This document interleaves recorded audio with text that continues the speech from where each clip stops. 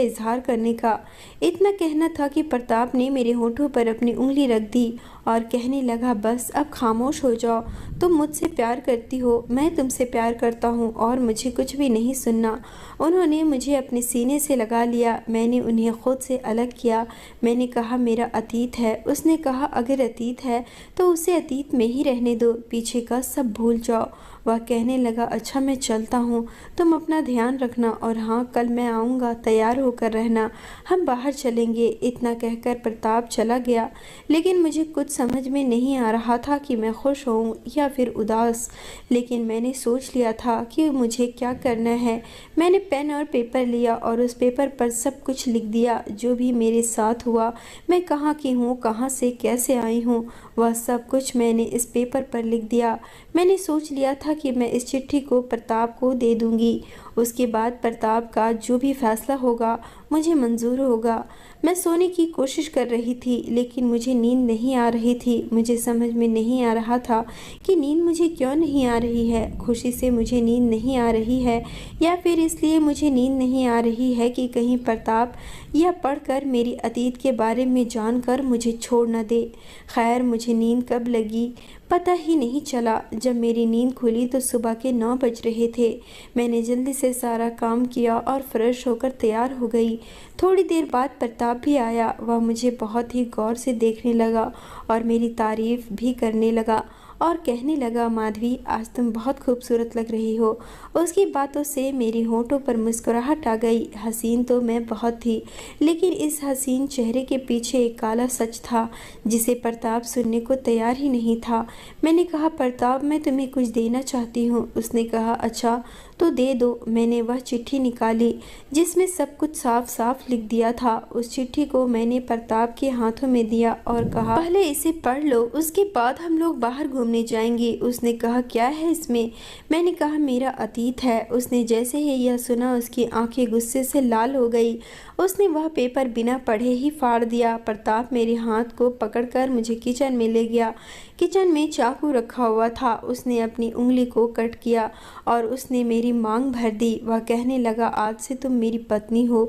मैंने कहा, प्रताप, ये आपने क्या किया? वह कहने लगा, वही जो मुझे करना चाहिए था। आज से तुम मेरी पत्नी हो और हाँ, मैंने तुम्हारे बारे में माँ से बात कर ली है। माँ और पापा तुमसे मिलने के लिए आएंगे।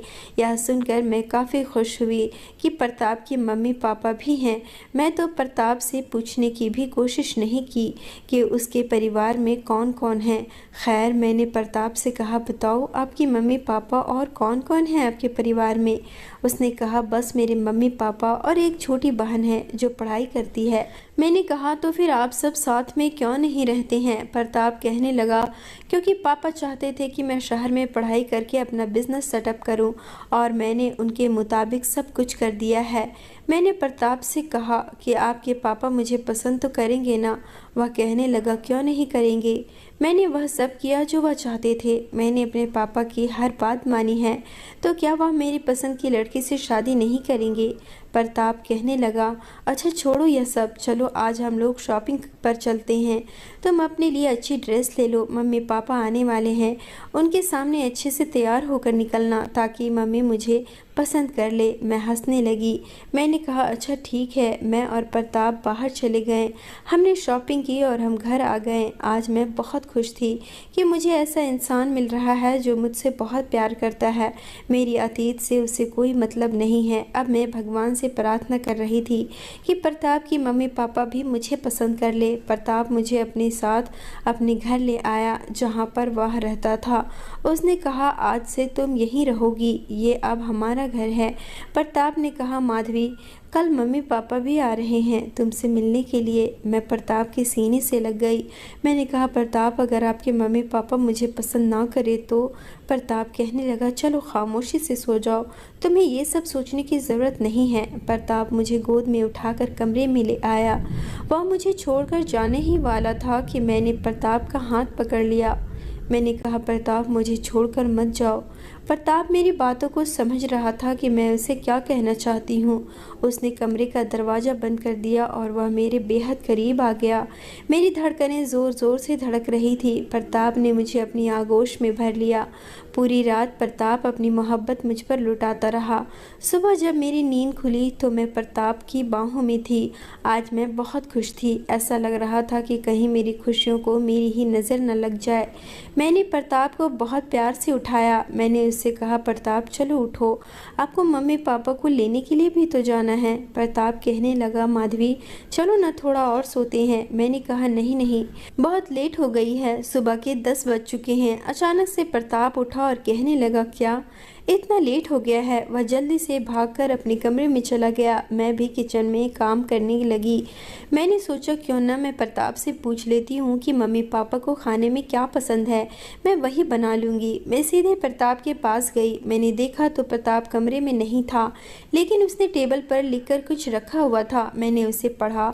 उसमें लिखा हुआ था, माधवी तुम तैयार होकर रहना, मैं मम्मी पापा को लेने के लिए जा रहा हूँ। इसका मतलब प्रताप अपनी मम्मी पापा को लेने के लिए चला गया। मैं जल्दी से किचन में आई और अपनी मर्जी के मुताबिक ही सबके लिए खाना बना लिया और मैं कमरे में आ गई। मैं भी तैयार हो गई और प्रताप का इंतज़ार करने लगी। थोड़ी देर के बाद डोरबेल बजा। मैंने अपने सर पर पल्लू लिए और दरवाजे के पास गई। मैंने जैसे ही दरवाज़ा खोला, मेरे पैरों तले से ज़मीन खिसक गई।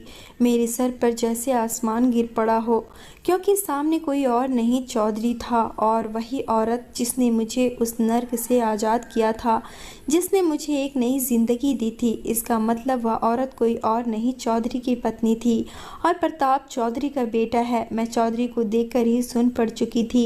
मेरे आसपास अंधेरा छा गया था। प्रताप कहने लगा, माधवी मम्मी पापा है, नमस्ते करो। मैं प्रताप की बातें सुनकर भी नहीं सुन रही थी। मैं बिल्कुल खामोश खड़ी थी। चौधरी की नज़र जैसे ही मुझ पर पड़ी, वह चीखने लगा, कहने लगा, प्रताप यह लड़की यहाँ पर क्या कर रही है?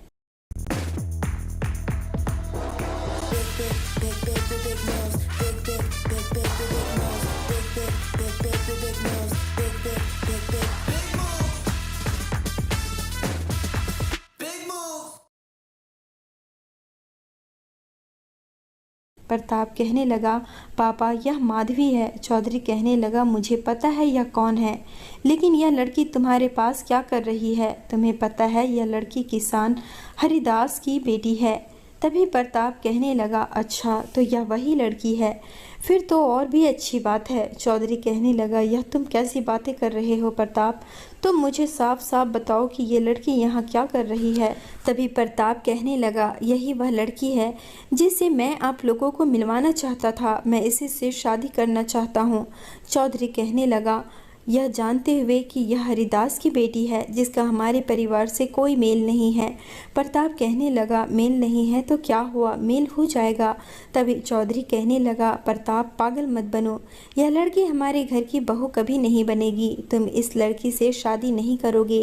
तभी प्रताप की माँ बोल पड़ी और कहने लगी, प्रताप पापा सही कह रहे हैं, माधवी हमारे घर की बहू नहीं बन सकती। प्रताप कहने लगा, माँ आज तक आपने पापा का बहुत जुल्म बर्दाश्त किया है। पापा की सारी बुराइयों को जानते हुए भी आपने हर कुछ बर्दाश्त किया है, लेकिन अब नहीं। आपको अच्छी तरह से पता है पापा इस लड़की से मुझे शादी क्यों नहीं करने देना चाहते हैं। प्रताप की ऐसी बातें से प्रताप की माँ सर झुकाकर खड़ी हो गई। चौधरी ने प्रताप से कहा, अगर तुम इस लड़की से शादी करोगे तो तुम आज से मेरे लिए मर गए हो। चौधरी अपनी पत्नी के साथ घर से निकल गया। मैं एक कोने में खड़ी थी। तभी प्रताप मेरे सामने आया और मेरे सामने हाथ जोड़ने लगा। वह कहने लगा, माधवी मुझे माफ़ कर दो, मुझे पता है तुमने बहुत कुछ सहा है। तुम यही सोच रही होगी ना कि मैं किस बारे में बात कर रहा हूँ। जब पापा ने कहा कि तुम किसान हरिदास की बेटी हो तो मुझे याद आ गया, मैं शहर में ज़रूर रहता हूँ, लेकिन मैं अपने माँ पापा और अपने गांव की पूरी खबर रखता हूँ। मेरा एक दोस्त है जो वहाँ की सारी बातें मुझे बताता रहता था, मुझे एक एक पल की खबर देता था। उसने मुझे बताया था कि पापा ने एक लड़की के साथ बहुत ही गलत किया है। मुझे खुद में बहुत शर्मिंदगी हुई थी, लेकिन वह मेरा पापा है, मैं उन्हें कुछ कह नहीं सकता। मैं सिर्फ उनसे गुस्सा हो सकता हूँ, नाराज़ हो सकता हूँ। लेकिन आज मुझे मौका मिला है कि मैं अपने बाप को मैं सज़ा दूँ, और उनकी सज़ा यही होगी कि मैं तुमसे पूरे समाज के सामने शादी कर लूं। मैं तुम्हें उस घर की बहू बनाना चाहता हूं और हाँ, मुझे खुशी है कि तुमने अपने अतीत के बारे में मुझे बताना चाहा। तुमने मुझसे छुपाने की कोशिश नहीं की। तुम्हारी जगह अगर कोई और होती तो शायद उसे यह सब बताने की हिम्मत ना होती, क्योंकि कोई भी लड़की इतने भयानक काले अतीत को किसी को बताना न चाहे। मैं खामोशी से खड़ी थी, मेरी जुबान से एक लफ्ज भी बाहर नहीं निकल रहा था। तभी प्रताप ने मुझे हिलाया और कहा, माधवी, तुम सुन रही हो ना मैं क्या कह रहा हूँ? तभी मैं चीख पड़ी। मैंने कहा, प्रताप, मुझे भूल जाओ। मुझे नहीं पता था कि आप चौधरी के बेटे हो। मैं उस घर की बहू कैसे बन सकती हूँ? मैं कभी सोच भी नहीं सकती थी कि मेरी किस्मत मुझे फिर से चौधरी के पास ले आएगा। इंसान कुछ भी कर ले, लेकिन वह अपने अतीत से नहीं भाग सकता है। अतीत उसका कभी पीछा नहीं छोड़ता है, हर सूरत में आपकी ज़िंदगी के साथ साथ ही चलता है। दोस्तों, अब आप ही बताओ, मुझे क्या करना चाहिए? क्या मुझे प्रताप से शादी करनी चाहिए या फिर मुझे प्रताप को भूल जाना चाहिए? दोस्तों, उम्मीद करती हूँ आपको हमारी कहानी पसंद आई होगी। कहानी पसंद आई है तो वीडियो को लाइक करें, चैनल पर नए हैं तो चैनल को सब्सक्राइब करें।